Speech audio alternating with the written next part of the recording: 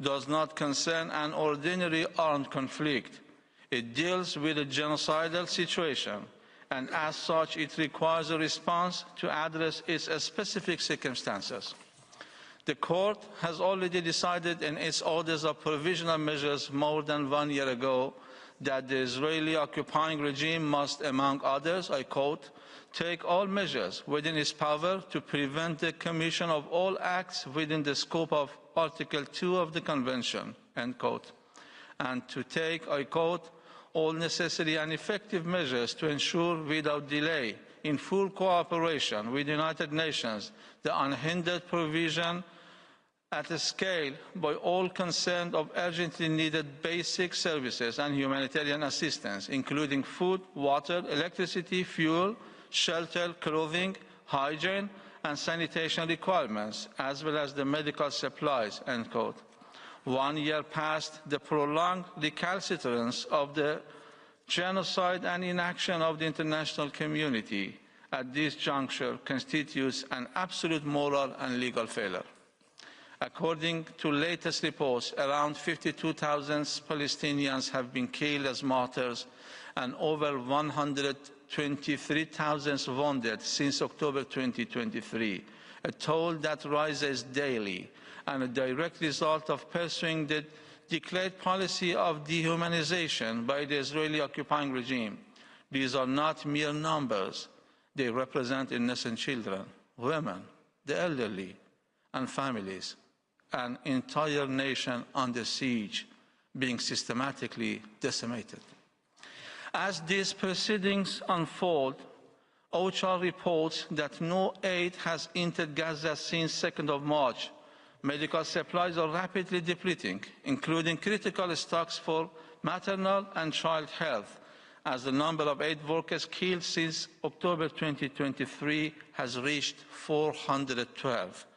Meanwhile, UNRWA and other humanitarian actors face systematic obstruction in delivering aid.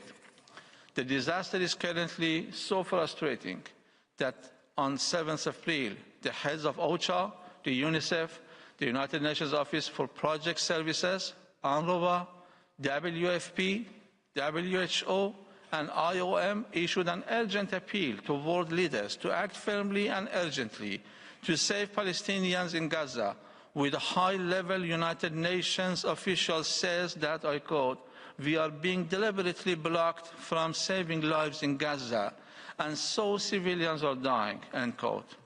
How much more must the world witness before recognizing the genocidal intent behind these atrocities, including the infliction of severe bodily and mental harm, the deliberate imposition of conditions calculated to bring about Palestinians' physical destruction? All the aforementioned is just a fraction of the decades-long Israeli regime's crimes in Palestine.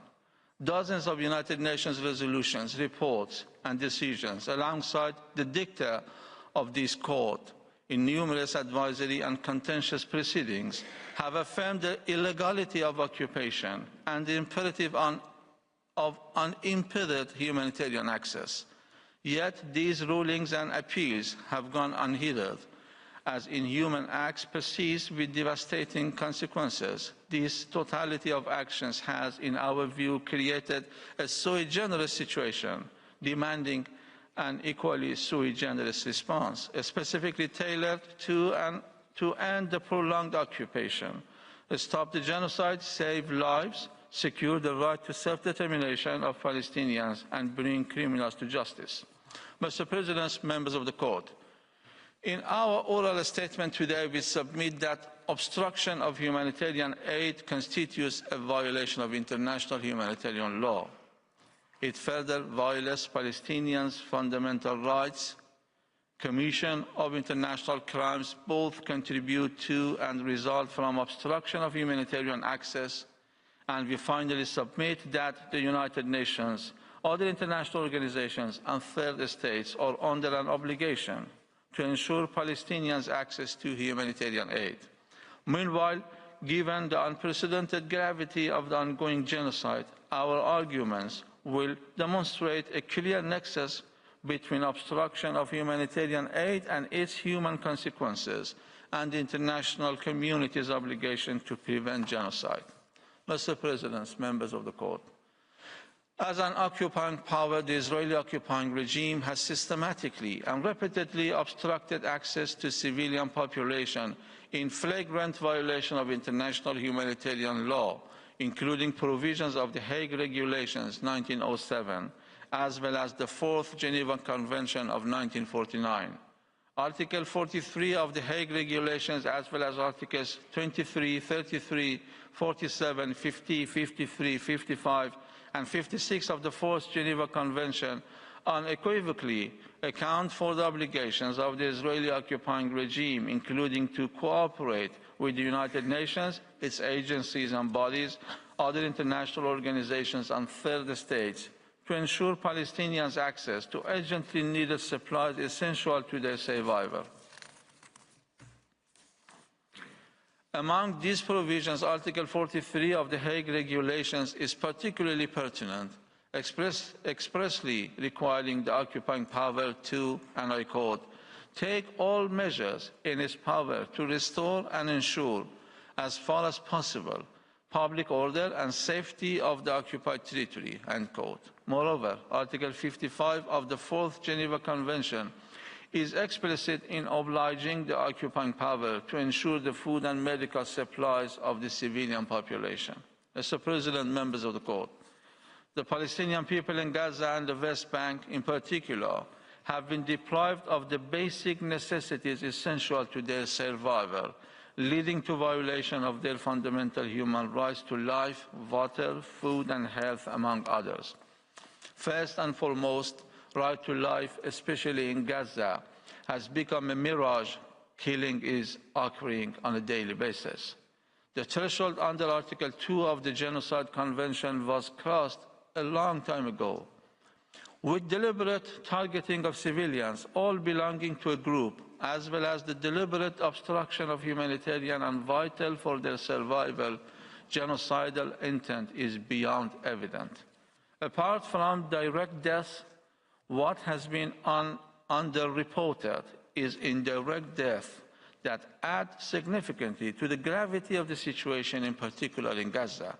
According to a recent study, deaths due to traumatic injury in the Gaza Strip between 7th October 2023 and 30th of June 2024 reflect an exceptionally high mortality rate, underscoring the urgent need for interventions to prevent further loss of life.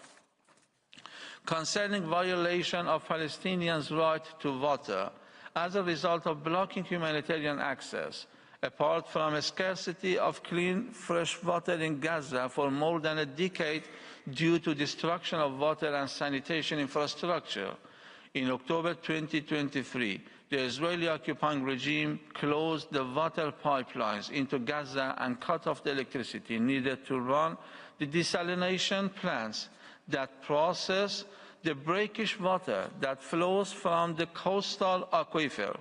According to WHO, poor access to fresh water has resulted in water-related diseases such as hepatitis A, which is typically acquired by consuming contaminated food or water.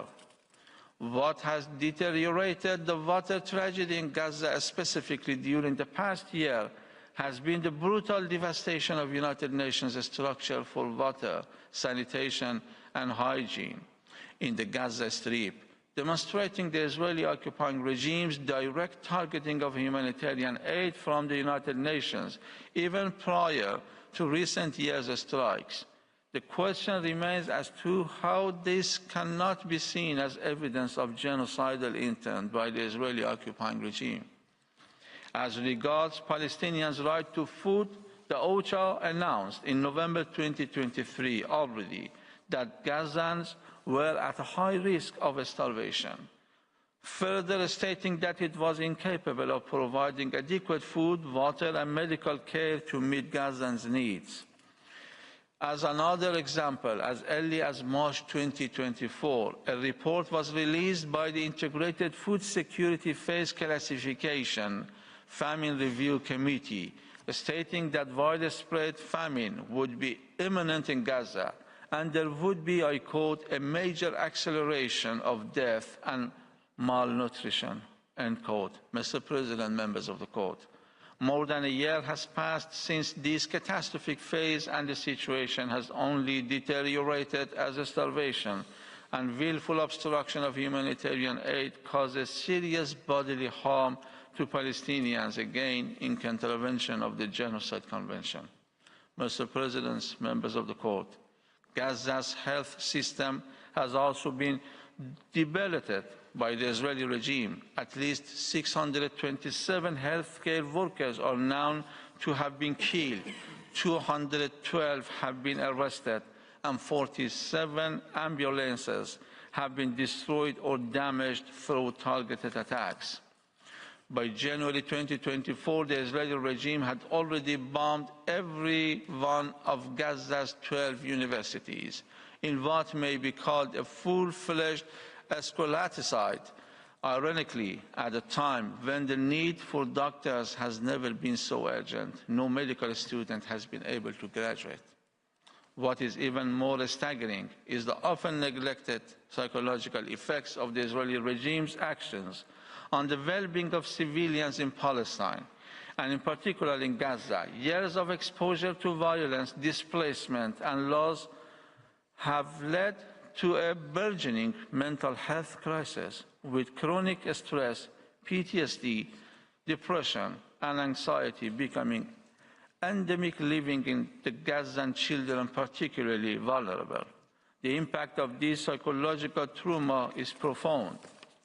In such a crisis, blockade of access to medical care of the United Nations, other international organizations and entities is a blatant disregard for fundamental principles of international law by the Israeli occupying regime, significantly undermining the Palestinians' right to health.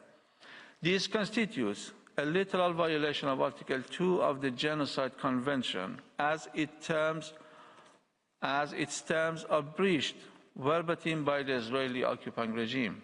Mr. President, distinguished members of the court, international crimes being committed by the Israeli occupying regime in Palestine have appeared as a cause and effect of obstruction of humanitarian access. These include, among others, genocide, war crimes, and crimes against humanity.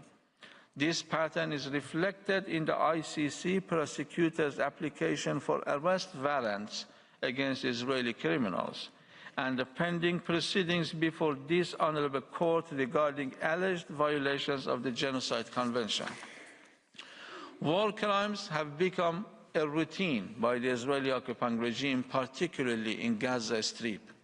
Attacks against civilians, including United Nations staff, medical personnel, as well as journalists, deliberate targeting of civilian infrastructure and medical facilities, and imposing collective punishment on the civilian population are only part of the war crimes committed by the Israeli occupying regime in the last year.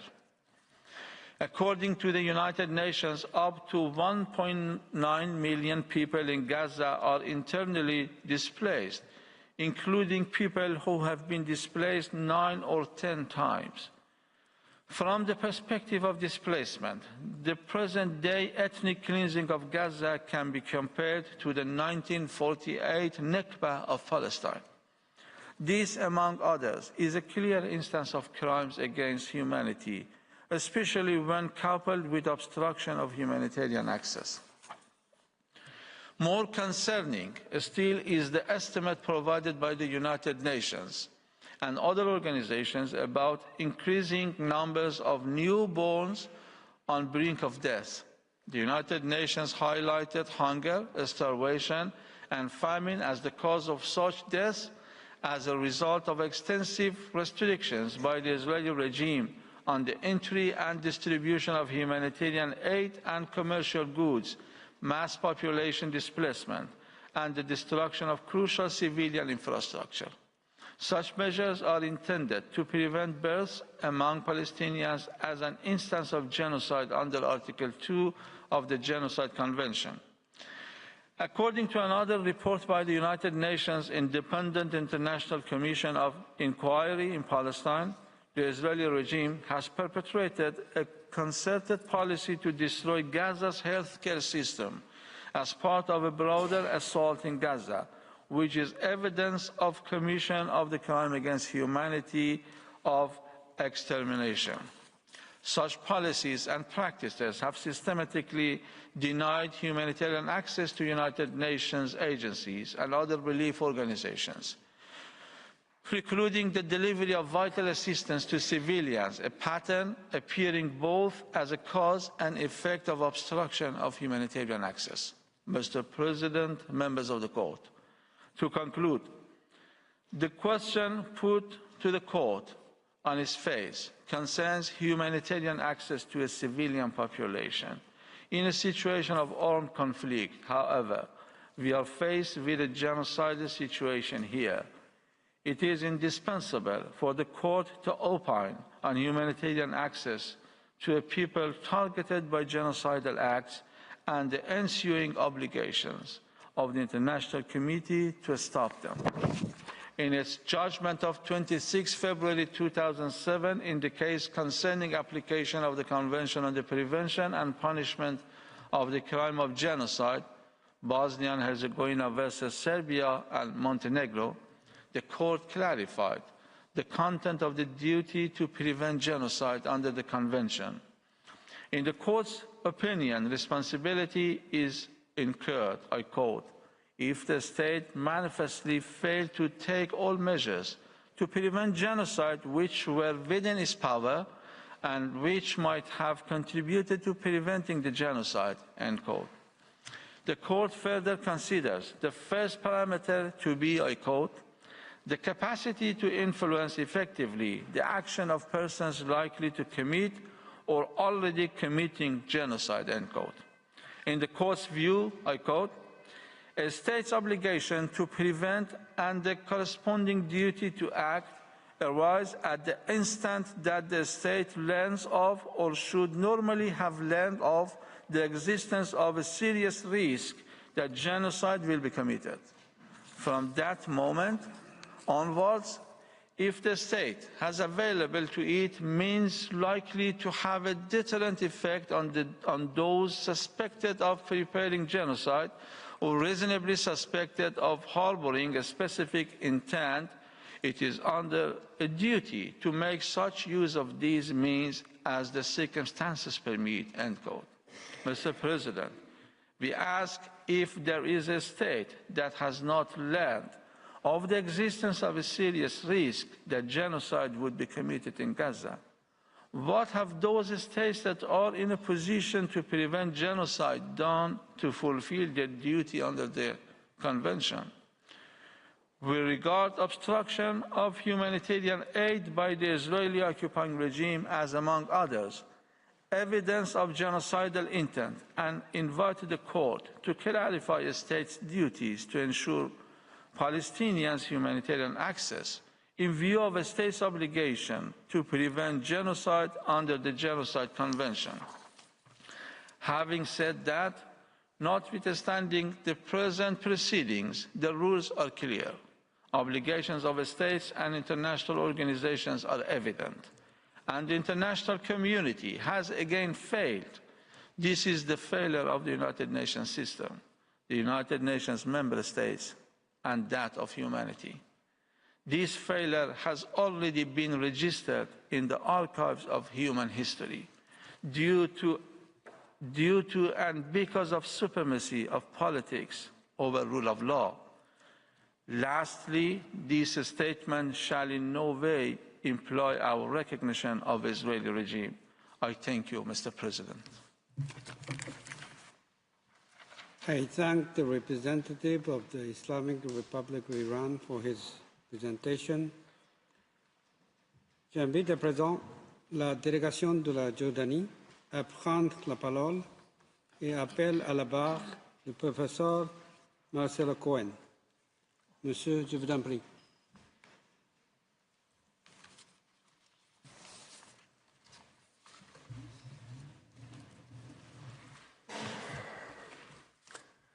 Monsieur le Président, Mesdames et Messieurs les juges, c'est un honneur de comparaître devant vous au nom du Royaume hachémite de Jordanie et de ratifier son exposé écrit et ses conclusions où nous dressons la liste de toutes les obligations d'Israël qui font l'objet de la présente demande d'avis consultatif. La Jordanie est particulièrement concernée par les questions qui sont débattues ici. Le Royaume hachémite accueille sur son territoire 2 400 000 réfugiés palestiniens enregistrés par l'UNRWA.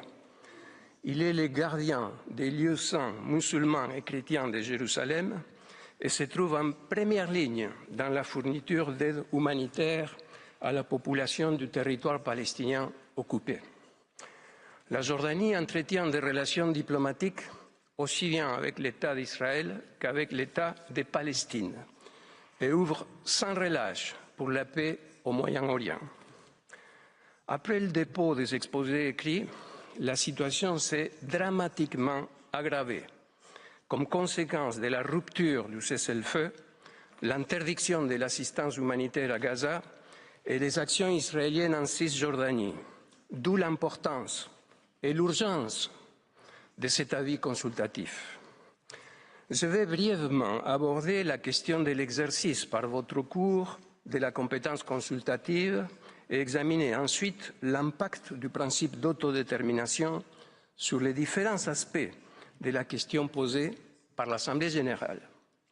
Mes collègues Eric Björge et Alfredo Crossato aborderont respectivement les droits de l'ONU et l'assistance humanitaire.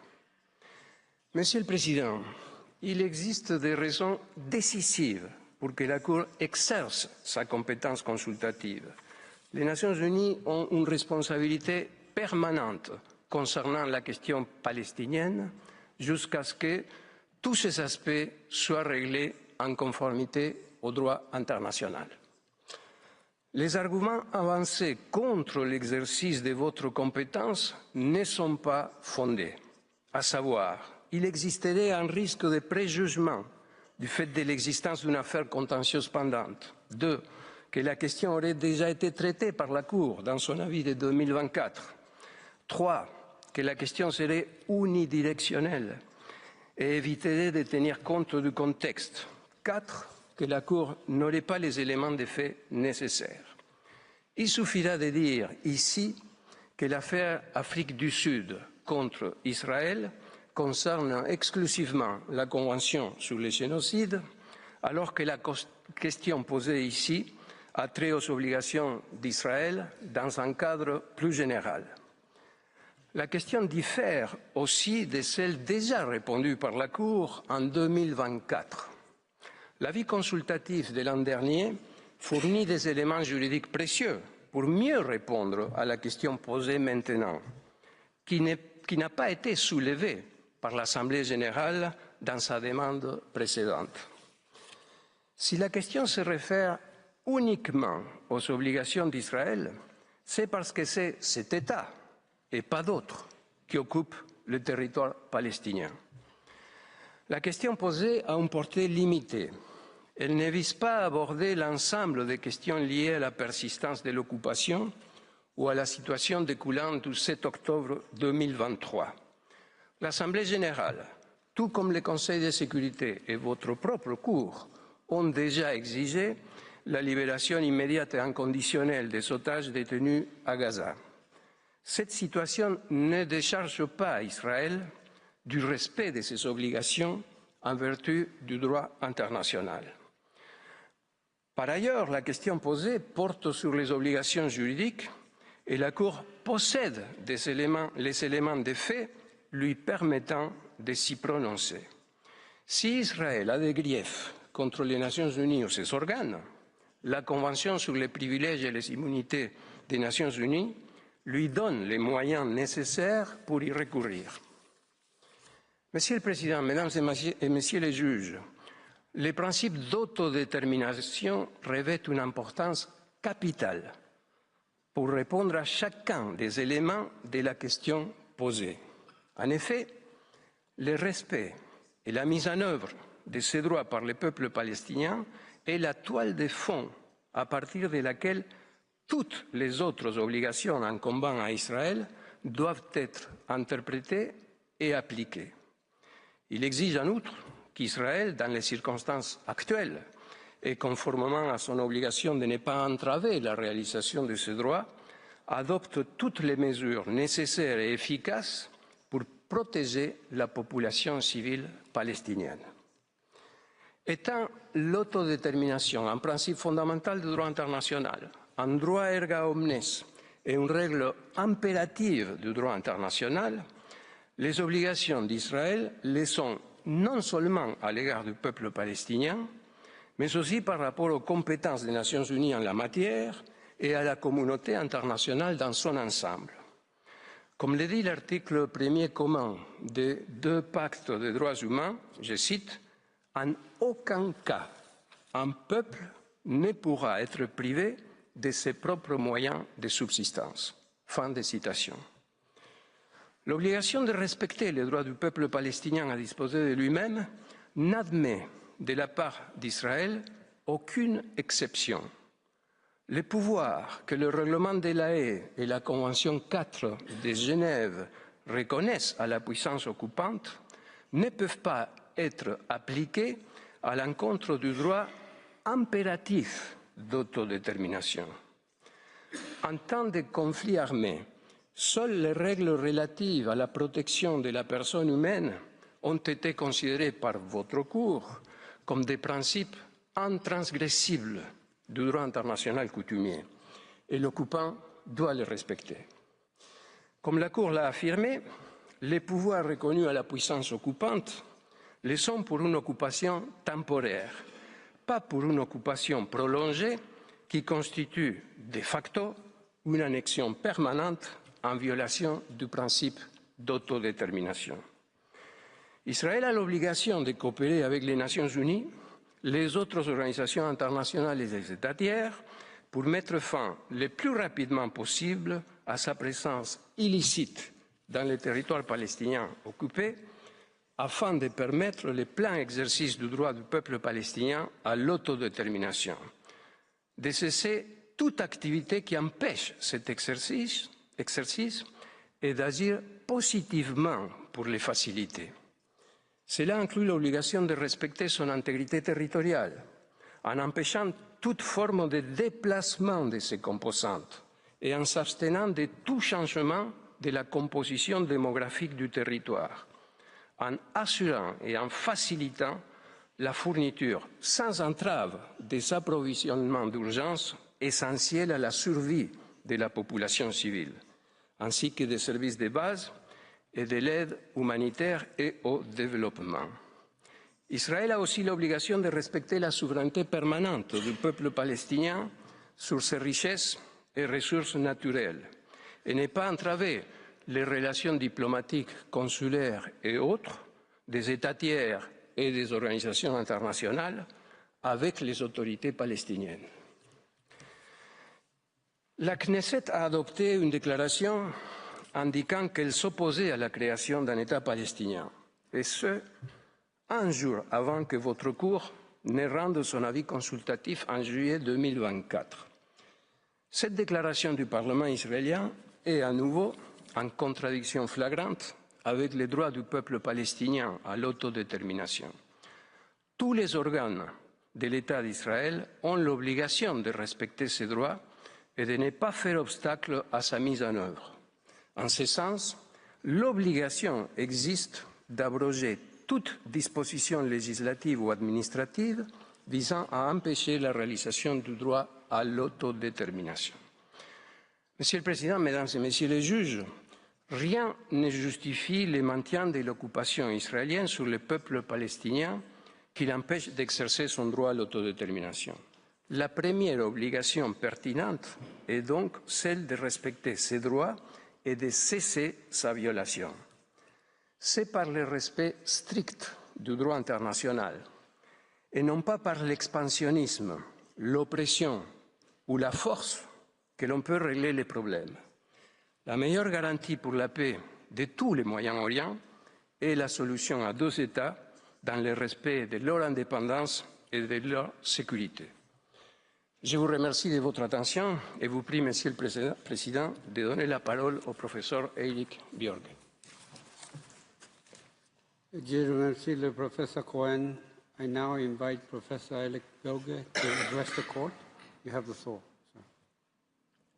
Mr. President, members of the court, it is an honor to appear before you on behalf of Jordan to address Israel's obligations under the law of the United Nations. I make 4 points. First, Israel's obligation to respect the privileges and immunities of the United Nations. Second, Israel's obligation to give the United Nations every assistance. Third, Israel's obligation to cooperate with other states. And fourth, Israel's obligations regarding the safety and security of United Nations personnel. First, Israel has an obligation to respect the privileges and immunities of the United Nations. Israel recognized in the exchange of letters with UNRWA of 1967 that a number of facilities were essential for the agency to operate effectively. The fact that Israel recognized these facilities as essential indicates that they are, pursuant to Article 105 of the Charter, necessary for the fulfillment of UNRWA's purposes. The General Assembly has recalled that the agency, as a subsidiary organ of the United Nations, enjoys the benefits of the Convention on the Privileges and Immunities of the United Nations.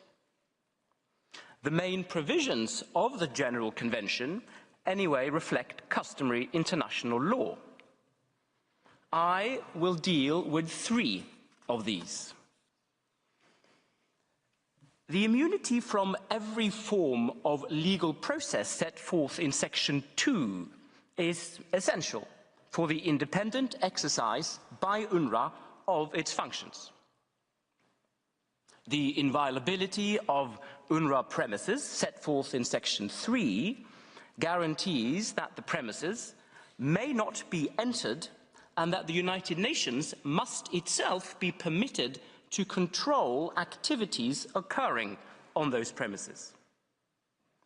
All UNRWA officials enjoy immunity and the privileges set forth in Section 18. The provisions relating to officials in the General Convention apply to all staff members, the only exception being those recruited locally and assigned to hourly rates. Those criteria are cumulative. The immunity of UNRWA from every form of legal process and the inviolability of its premises are absolute. They may not be qualified or overridden by military expediency or national security. Israel has an absolute obligation to respect the privileges and immunities of the United Nations. Israel self-evidently has an obligation, inter alia, not to enter UNRWA premises, not to damage or destroy such premises, not to detain UNRWA staff without charge or trial, and not to seek to extirpate the agency from the occupied Palestinian territory. Second, the text of Article 2, paragraph 5 of the Charter is to the effect that Israel has a general obligation to give every assistance to the United Nations. State practice, including that of Israel itself, confirms this. The contention by Israel that the obligation relates only to enforcement action taken by the Security Council has no basis in international law. The interpretation for which Israel now contends runs counter to the clear wording of Article 2(5) and is inconsistent with the court's interpretation in the reparations case. Israel has an obligation to give UNRWA every assistance in any action it takes pursuant to the provisions of the Charter. There is a further aspect. Judge Lauterpacht was correct in voting procedure, where he observed that a state which ignores a series of General Assembly resolutions acts at its peril when a point is reached, when the cumulative effect of the persistent disregard of the articulate opinion of the organization is such as to foster the conviction that the state in question has become guilty of disloyalty to the principles and purposes of the Charter. Israel is obliged to give the Charter, Israel is obliged under the Charter to give due consideration in good faith to the resolutions of the General Assembly. In whaling in the Antarctic, the court adopted this reasoning in respect of the Whaling Convention. It applies no less to the Charter. Israel has the obligation to give due regard to General Assembly resolutions, notably those adopted in the 10th Emergency Special Session.